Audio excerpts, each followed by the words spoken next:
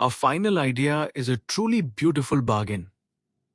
Give up a tiny sliver of certainty, and in return, save an enormous amount of space. The probabilistic data structures.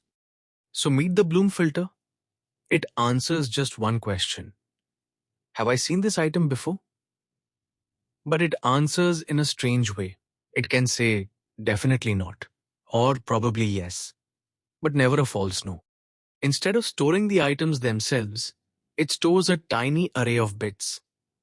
Each item flips a few bits on, chosen by hash functions.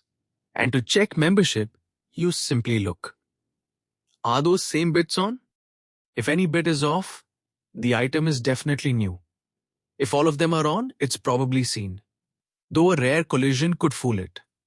You trade a small false positive rate for using just a fraction of the memory. It is how databases skip pointless disk reads, how browsers check for malicious links, how giant systems avoid reprocessing what they have already seen. And it has cousins, HyperLogLog, counting billions of unique items in just a few kilobytes. CountMin Sketch, tracking frequencies in a tiny little table.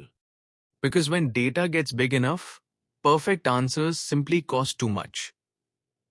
And these structures gently whisper, how much certainty do you actually need?